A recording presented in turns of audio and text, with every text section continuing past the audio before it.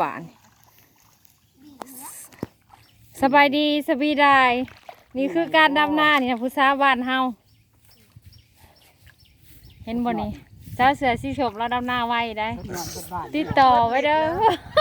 สนใจติดต่อรอดถ่ายวิดีโอไว้เบิ่งปีหน้านี่สิบ่ลงเฟซสิบ่เห็นบัดนี้ลงก่อนจังลงทอนถ่ายวิดีโอก่อนจัก10 นาที20 นาทีก็3 นาทีคุยแล้วพอดีนะบัดตอนเฮาก็บ่ทันได้เบิ่งเว้ยนั่นจะคล้องหน้าน่ะยางเลาะข้างหน้าบ่เคยดำหน้าน้ำมูจะกกค่ะน่ะพูดน่ะผู้ด่างมืออีกพูดน่ะอ้าวเจ๊ยอมสนใจใหญ่ได้อวยไปท่านผู้รับเบี้ยผู้ผู้สนใจใหญ่ได้เจ๊ลืมถ่ายว่าจะเช่าว่าแต่วนเบียกใจเพิ่นก็ใหญ่อีกร้านก็สุดสวยพูดน่ะพูดเจ๊นั่นผู้เบียร์ชอบทำล่างเลยกินเมาเลยเดี๋ยวนี้ค่ะให้คนงานกินเอาน้ำแดงน้ำชมต้มเป็ดต้มไก่สมปีนั่นเราเห็ดนะอาหารเราสั่งมาถอดตะคานได้เล่านะเด้อสิเปิดเพลงให้ฟังนี่เจน่ะบ่มันกุ้งพอกกุ้งเผาปิ้งเป็ดปิ้งไก่อุ้ยเราเอามาทะเลก็ได้กินอาหารทะเลกับคือปลาทู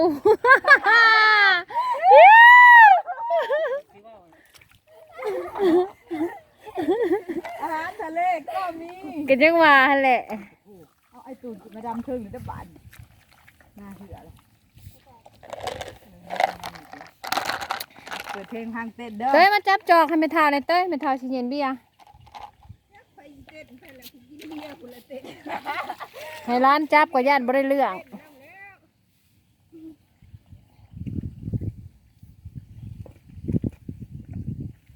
เจเลี้ยงเบียร์ร้านเป็นคนเสิร์ฟไปเอาไปให้พอทาแต้มเด้อเก่งได้เตยมันได้เรื่องเตยเห็ดหน้าก็ต้องบริการแม่นาจะคลองไว้นั่นเตยเดี๋ยวถึงบ้านแล้วก็ไปเที่ยวเกาหลีแล้วโถดำหน้าแล้วสิไปเที่ยวเกาหลีชาเยินคนว่ะคนสิไปหาผัวอยู่เกาหลีคนว่ะเด้นะสิไปเกาหลีดำหน้าแล้วนั่นชาเยินนั่นก็เจ้าชิอ้อมาผลละตอนนี่นะเตี้ยเลยนะเตี้ยเกาหลีบ่เที่ยวเถื่อขมักของแปลกเด้เถื่อนี่เจ๊กำลังมาแต่ห้องน้ำตอนนี้เจ๊ใหญ่เธอที่ไปรัดแขวเพื่อนมันเจิงคนว่าแต่ว่าเนี่ยก่อนแต่ว่าคนจ้างคนดำน้ำบ่เราคนว่าเงินขารัดแขว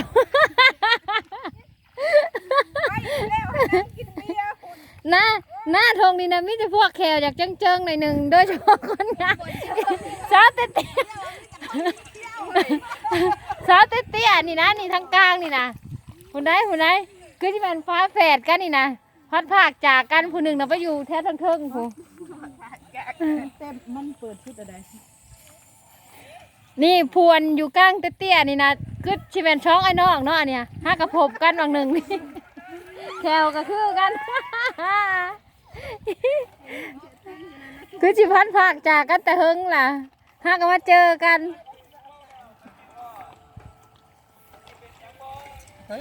เตยเอามาเตยไปกี่ตุ่มโว้ยไปเลยกี่ตุ่มนะไปล้างมือหน่อยเด้นะล้างในน้องหน่อยไปไปเท่าใช่ไปเสิร์ฟเบียร์นี่ล้างในน้องแล้วบ่ให้ใบขี้ต้มเด้อบ่แลจังใบนะเท่าไม่ใช่เตยบ่อยากลงเลยเตยเอ้ามานั่นไม่ใช่แพรหอดเจ้าเลย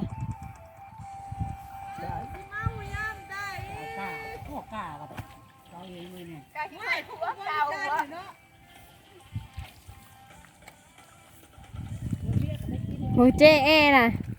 เฮ้ยเป็นธรรมดาได้ล่ะนะดูคือยังนี่พอได้เป็นลูกเป็นผัวนี่โชคดีขนาดผัวน่ะนอนอยู่บ้านคนเด้อเขาบอกว่าเขาสิบอกแห้งผัวเนาะ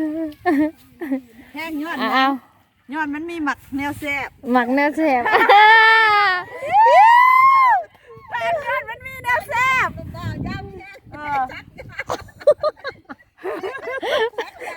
ยายว่าแล้วก็เมื่อเด้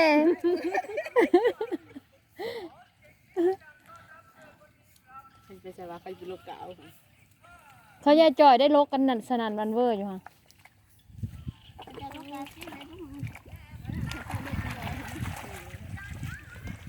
โอ้เจแอกำลังสิไปดำหน้าตอนนี้ใครให้แน่เบียร์น่ะ ไม่ได้ทุกอย่าง ใครให้อีกแน่มันเกาก้นเกากอยอยู่นี่ได้เห็นใครเบียร์ก็ได้ใช่เลยลุงจอนน่ะดำหน้าแรงหรอบ่ผู้รถก็มีแต่ซุปเปอร์คาร์แบบวีออสวีแอดแถวนี่รถกะ มีแต่ขั้นขักๆนั่นรถกะ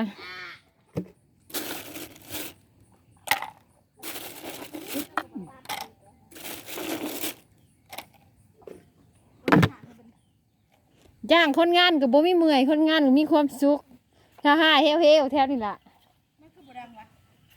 หลวง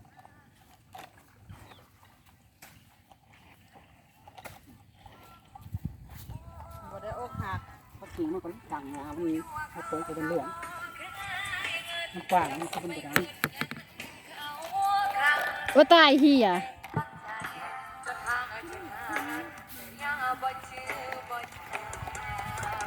ตอนนี้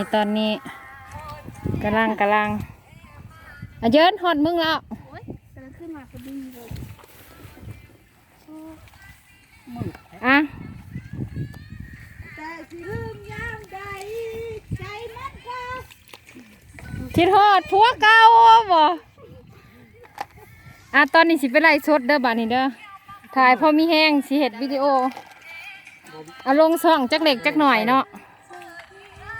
โอ้คนงานเท่านะ JN นี่นะคฤหาสน์แล้วได้นี่นะคฤหาสน์ JN อยู่หน้านี่มันเป็นธรรมดามีคฤหาสน์คอนโดวู้คือมันรวยใช่ปะ ซอยเด้อซอยเด้อก็สิว่าสิสมคืออันสร้างแฮ คือมันรวยแท้อันนี้คอนโดผู้ได้แล้วนะ JN เป็นธรรมดานี่ซุปเปอร์คาร์แล้วกับผู้ใครหน้าได้ซุปเปอร์คาร์กัน